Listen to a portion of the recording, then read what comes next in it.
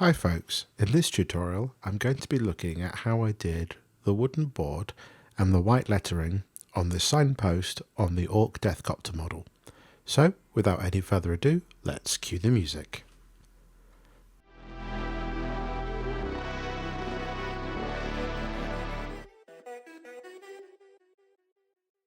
For our shadow tone onto the wood areas of this signpost, come in with your favourite dark brown colour.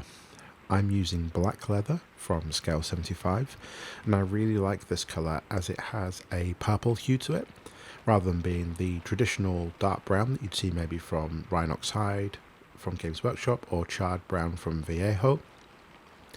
This purple tone gives some really interesting hues when used for natural materials such as wood and leather. And there's no secret here, it's just thinning it down with a bit of water and getting a nice even base coat all over the areas that you want to be wooden. Make sure you give this plenty of time to dry before moving on to the next step. For the first highlight on the wood, I will be stippling and overbrushing some brown leather from scale 75 onto the wooden areas. If you don't have brown leather from scale 75, then Mornfang Brown from Games Workshop is a very similar alternative. And as you can see with this overbrushing and stippling, I've used a bit of paper towel to get some, but not most, of the paint off of the brush.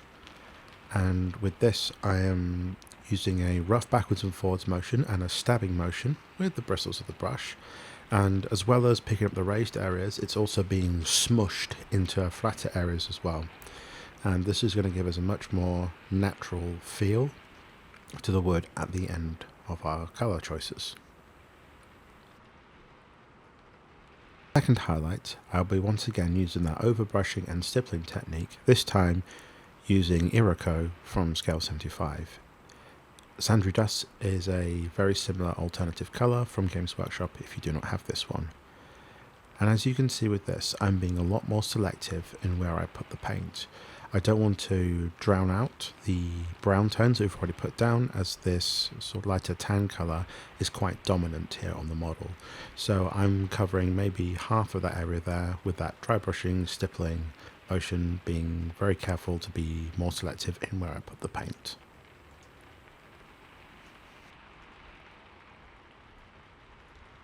The last highlight is a very subtle and selective one. Using your favourite bone colour, in this case I've used Birch from scale 75, using that stippling technique, pick out a few areas such as the edges, the corners and a few of the raised areas using that stippling motion. Tie all of those colours together, especially if the lighter tones have been a bit dominant. I'm coming in with a neat wash of Agrax Earthshade from Games Workshop. And I'm doing this fairly quickly after I've done the overbrush and stippling, as whilst that overbrushing paint colours are still a little bit tacky and a little bit wet, this Agrax Earthshade wash will kind of smush everything together. As you can see, it's merging all those colours together and giving us an interesting variation. If you think this is too flat once you've done this, wait for it to dry and do a quick dry brush of the bone colour at the end of this. But I like that this is almost pulling the paint away and merging it into something that looks quite natural, and we can use splodges with our wash to add some tonal variations within the wood and help it look natural rather than dry brushed.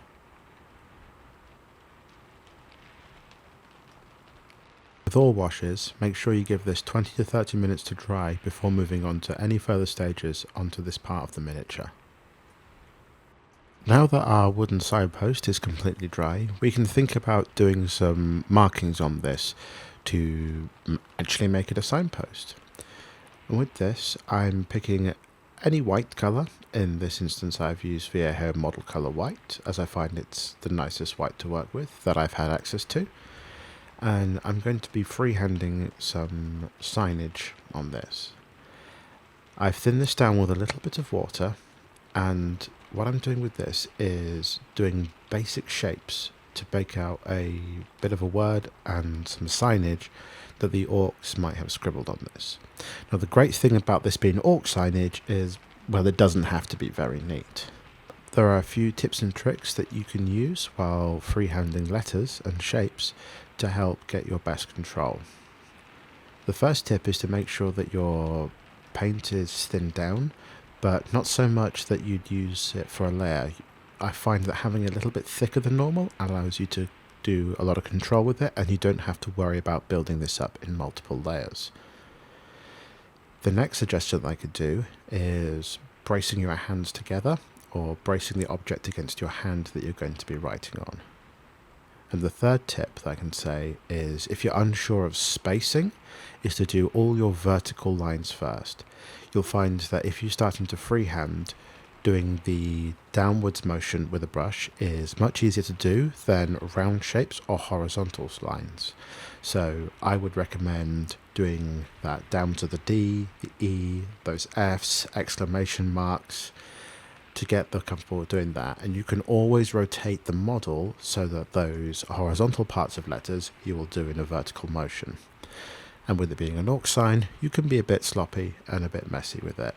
If you find you've gone extremely messy and you're not doing what you want it to do, then you can always wait for it to dry, touch up with your base brown colour and try again. Remember that if you're trying to be perfect with all of your lettering, you're just going to stress yourself out. It's okay to make mistakes and touch up later on. And with that, the signpost on this orc deffkopta base is now complete. If you liked this tutorial, why not consider subscribing? It's free of charge, it helps me out, and you'll get further videos just like this one in your YouTube feed. So, until next time folks.